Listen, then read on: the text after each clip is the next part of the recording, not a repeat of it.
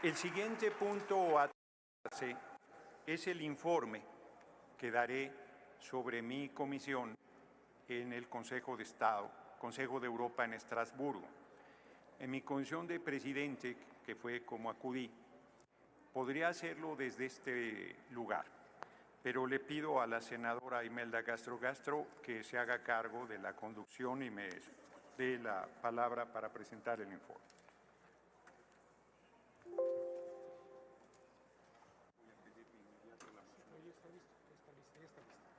Ay, está alto esto, pero ya me senté, ni modo.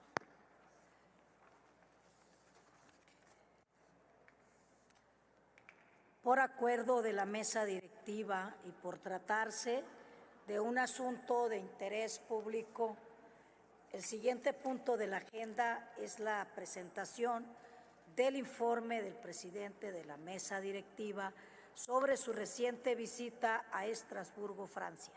Tiene el uso de la palabra el senador José Gerardo Rodolfo Fernández Noroña, presidente de la mesa directiva.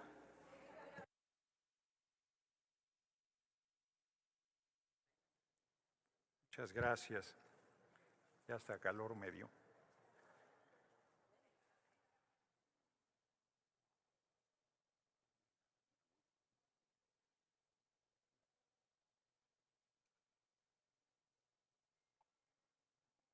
Muchas gracias, senadora presidenta. Pido una moción de ilustración.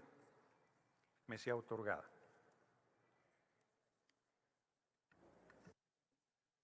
¿En qué sentido? Es un video que ha solicitado, se ha presentado aquí como moción de ilustración que se ajusta al tiempo que el reglamento establece.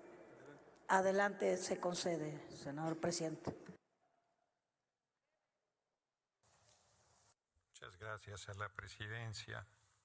Muy buenas tardes, señoras, señores. Es para mí un honor dirigirme a esta asamblea. Si pudieran subirle el volumen. He oído toda la mañana sobre la democracia y en México se vive un momento de democracia excepcional, con un nivel de politización muy importante de nuestro pueblo. La última elección, por primera vez en 200 años de República Federal, una mujer ha llegado a la presidencia, la compañera presidenta Claudia Sheinbaum Pardo, con casi el 60% de los votos.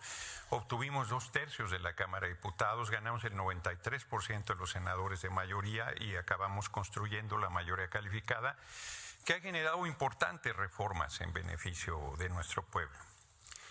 Digo, sin exagerar, una de las reformas constitucionales que hicimos nos parece que está abriendo camino diferente para la humanidad desde México, porque por primera vez en la historia de los pueblos del mundo se va a elegir por el voto universal, secreto y directo a las personas integrantes del Poder Judicial.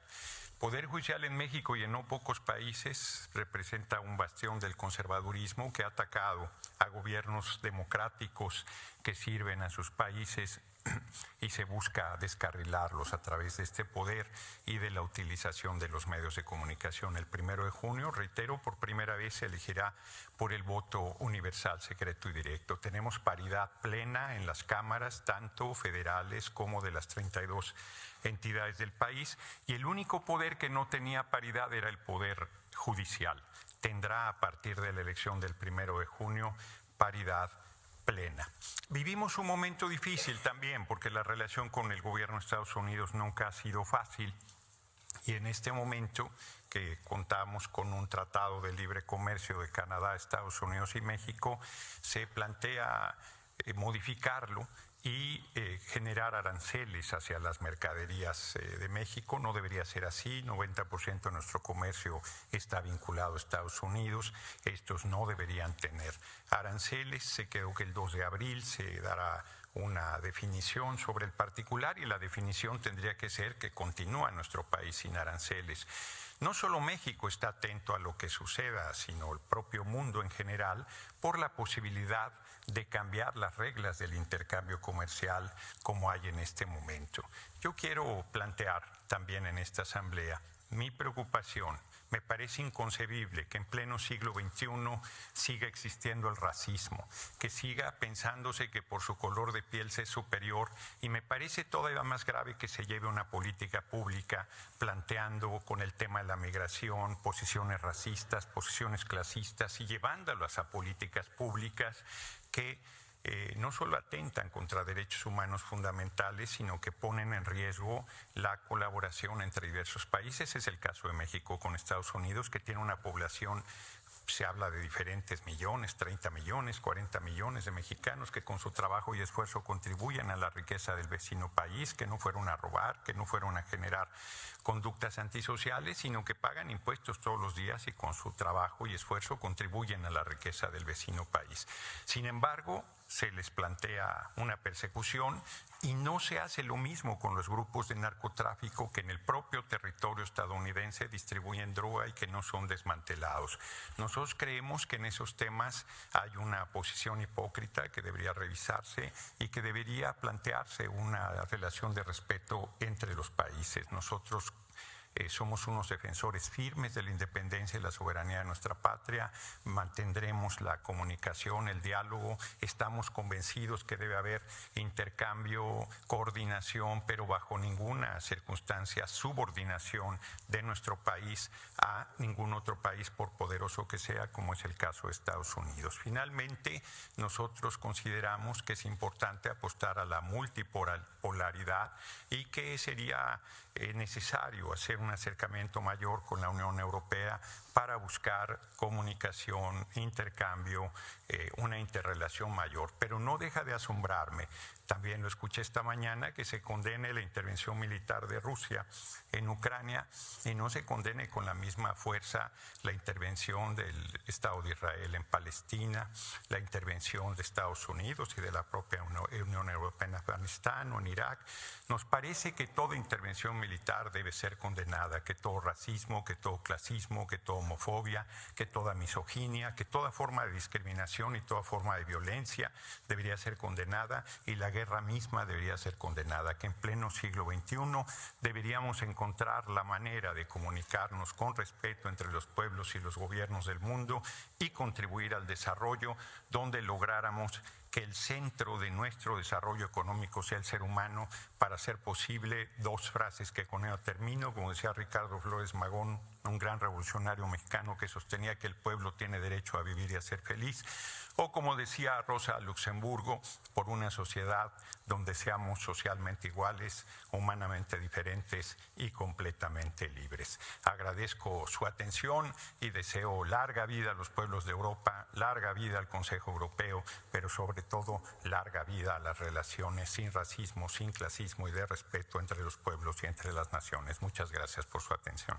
Concedida, senador, su solicitud. Continúe, por favor. Muchas gracias. Como se ha observado, acudí al Consejo de Europa a una reunión diferente.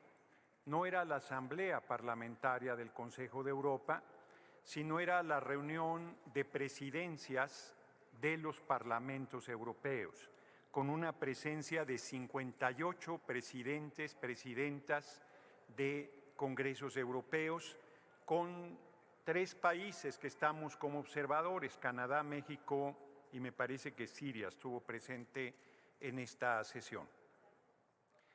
Para los que critican la insaculación, la manera de intervenir en esas sesiones es por insaculación. Como el primer tema de salvaguarda de la democracia tenía un número muy alto de oradores, se hizo un sorteo y me tocó el lugar 16. Me tocó intervenir en la tarde, después del almuerzo. Para los que creen que se hace turismo parlamentario, es una reunión muy importante. El Consejo de Europa trata temas de derechos humanos, de medio ambiente y de mejoría de las condiciones de vida de los pueblos. Me pareció particularmente preocupante que prácticamente todas las intervenciones de los liderazgos de los parlamentos europeos condenaban a Rusia, lo cual implica que están dispuestos a continuar la guerra. En las reuniones bilaterales inclusive se me planteó que fueron reuniones muy importantes, ahora comentaré, que no fueron formalmente diplomáticas, sino fuimos a fondo de los temas. Se me planteó inclusive en algún caso que la única salida posible para Europa es la salida del presidente Putin, lo cual plantea una situación muy delicada de que la guerra puede continuar por mucho tiempo. El Consejo de Europa y la Unión Europea está muy interesada en fortalecer la relación con nuestro país y la compañera presidenta Claudia Sheinbaum Pardo tiene un reconocimiento enorme, un prestigio muy fuerte y ellos insisten en que visite al Parlamento Europeo y al Consejo de Europa, están muy interesados en ese acercamiento y le tienen, insisto, un enorme reconocimiento a la estatura política de la compañera presidenta Claudia Sheinbaum Pardo. Enviaron un documento que ayer entregué a la compañera presidenta que estará por aprobar en breve el Consejo de Europa y que solicitan que sea asignado por nuestro país. Los temas fueron salvaguarda de la democracia, que fue en el que yo participé y que fue donde más oradores hubo, garantizar la libertad de expresión en tiempos de polarización e incertidumbre, que tuvo ya una mucho menor participación, y el de violencia contra personalidades políticas no lo pude atender por la razón que ahora voy a explicar. El propio 20, yo llegué el 19 de marzo a la 1:30 de la tarde a París, al Charles de Gaulle, y de ahí me desplacé de inmediato a Estrasburgo por tren desde la propia terminal aérea. El día 20 fue que tuve esta intervención y tuve reuniones bilaterales con la diputada Esther Gil de Rebolledo Las Fortes, vicepresidenta del Congreso de Diputados de España, con la senadora Laura Castellfont de Esquerra Republicana de Cataluña, y reuniones bilaterales muy formales y de fondo con el vicepresidente del Parlamento sueco, Kenneth Forslund, con Alen Simonian, presidente de la Asamblea Nacional de Armenia, y terminamos la jornada en una reunión muy importante con el presidente de la Cámara de los Comunes de Canadá, Greg Fergus, que insistió en que haya un encuentro interparlamentario entre congresistas mexicanos y mexicanas y congresistas canadienses para enfrentar la dificultad que se ha venido dando con el cambio de políticas que el gobierno del presidente Donald Trump ha venido planteando y que el 2 de abril tendrá una definición fundamental. Termino este informe, que además les daré por escrito en su momento. El día 21, viernes 21, me reuní con el presidente de la Asamblea Parlamentaria del Consejo de Europa, Theodoros Rossopoulos, una muy importante reunión con un intercambio de fondo sobre temas de interés mutuo, con Verona Murphy, presidenta de la Asamblea de Irlanda, que además presidía la Asamblea cuando yo hice uso de la palabra, con Jan Antoine Bruijn, presidente del Senado de los Países Bajos, y así no se pronuncia, perdonarán mi holandés, con la secretaria general de la Asamblea Parlamentaria del Consejo de Europa, dificilísimo su apellido, de Espina, denme por bueno la pronunciación, Tsatsivasilou, y con el vicepresidente de la Cámara de los Lores del Reino Unido, Lord John Gardiner of Kimball. Finalmente me reuní con el presidente del Parlamento Europeo, el diputado Martin Hoxsik. No fue posible la reunión con la presidenta porque habría que desplazarse a Bruselas y los tiempos no daban. Cierro. Como pueden ver, me reuní con el presidente y secretaria general del Consejo de Europa, con el vicepresidente del Parlamento Europeo y con importantes parlamentarios para fortalecer el acercamiento de nuestro país y de la diplomacia parlamentaria mexicana en este importante espacio. Dicho en otras palabras, me pareció una reunión, una misión muy importante, muy productiva, y si hay algún reclamo y alguien siente que esta intervención y estas reuniones no representan la pluralidad de esta Cámara de Senadores. Estoy abierto a escuchar los cuestionamientos que hubiese al respecto.